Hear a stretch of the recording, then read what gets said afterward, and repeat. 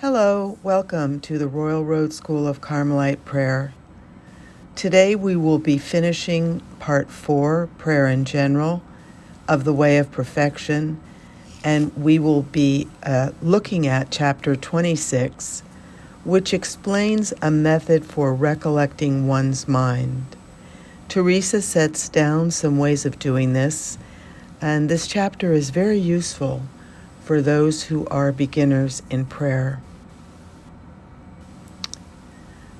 So, let's return to vocal prayer, that it may be recited in a way that God grant everything together. We begin with an examination of conscience, an act of contrition. The sign of the cross, of course, must come first. Since you are alone, strive to find a companion. What better companion than the Master himself who taught you this prayer? Represent the Lord himself as close to you, and behold how lovingly and humbly he is teaching you. Believe me, you should remain with so good a friend as long as you can. If you grow accustomed to having him present at your side, and he sees that you do so with love, and that you go about striving to please him, you will not be able, as they say, to get away from him. He will never fail you. He will help you in all your trials. You will find him everywhere. Do you think it's some small matter to have a friend like this at your side? Oh, sisters, those of you who cannot engage in much discursive reflection with the intellect or keep the mind from distraction, get used to this practice. I suffered many years from the trial of not being able to quiet the mind in anything. But I know that the Lord does not leave us abandoned in anything. If we humbly ask him for this friendship, he will not deny it to us. And if we cannot succeed in 1 year, we will succeed later. Let's not regret the time that is so well spent. Who's making us hurry? I'm speaking of acquiring this habit and of striving to walk alongside this true Master. I am not asking you to think about him or that you draw out a lot of concepts or make long and subtle reflections with your intellect. I am not asking you to do anything more than look at him. For who can keep you from turning the eyes of your soul towards this God, towards this Lord, even if you do so for a moment, if you can't do more? Well now, daughters, your spouse never takes his eyes off of you. Is it too much to ask you to turn your eyes from these exterior things to look at him sometimes? In the measure that you desire him, you will find him.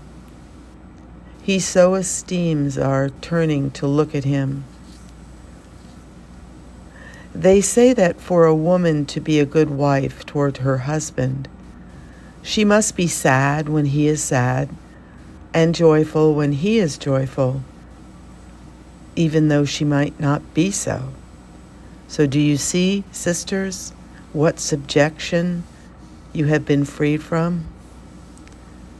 The Lord, though, acts in such a way with us.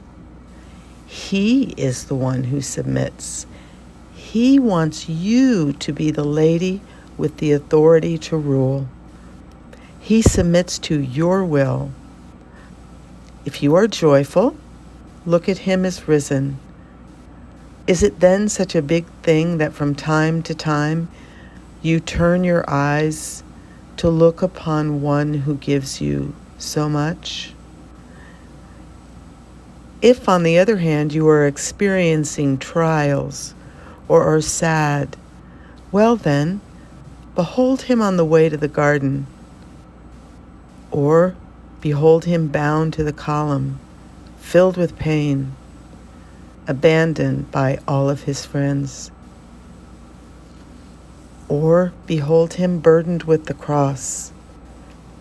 He will look at you with those eyes so beautiful and compassionate, filled with tears. He will forget his sorrows so as to console you in yours, and you turn your head to look at him. O Lord of the world, my true spouse, not only will you desire to look at him, but you will also delight in speaking with him, not with ready-made prayers, but with those that come from the sorrow of your own heart. If it is true, Lord, that you want to endure everything for me, what is this that I suffer for you?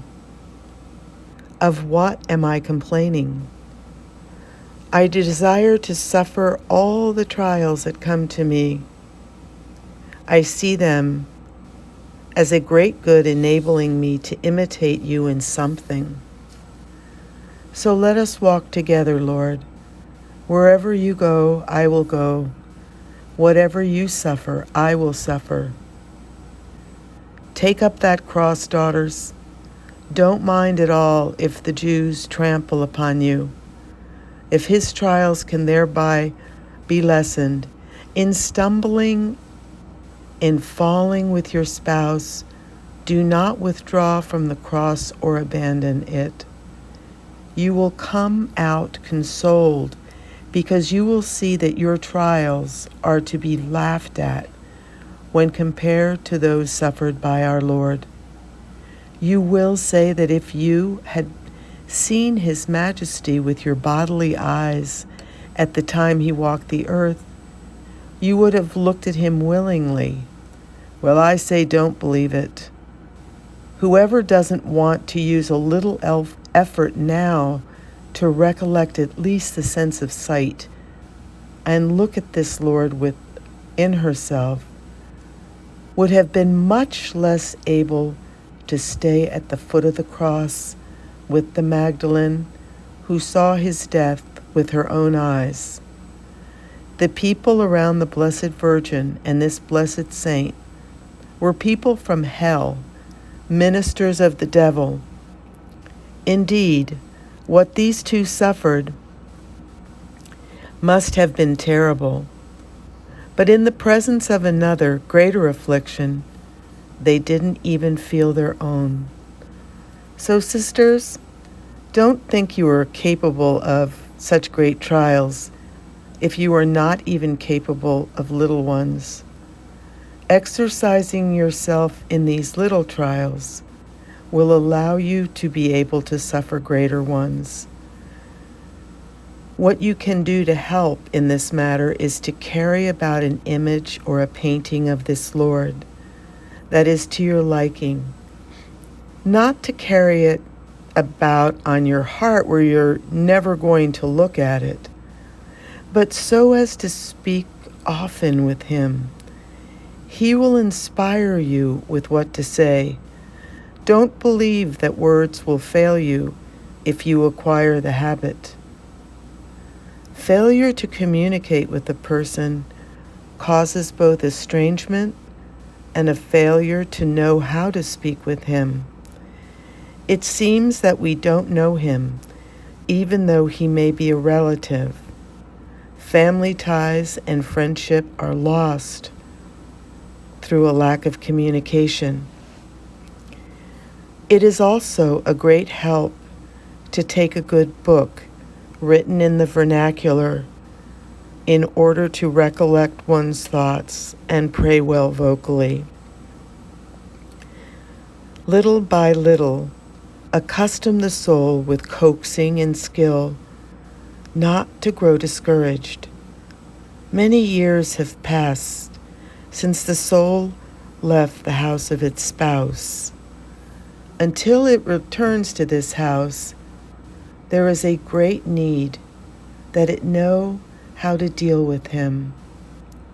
Our soul and our thoughts are so accustomed to wandering about at their own pleasure or grief that the poor soul does not understand itself.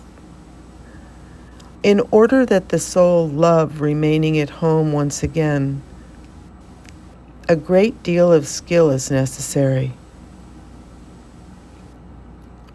If with care you grow accustomed to remaining at home, your gain will be great.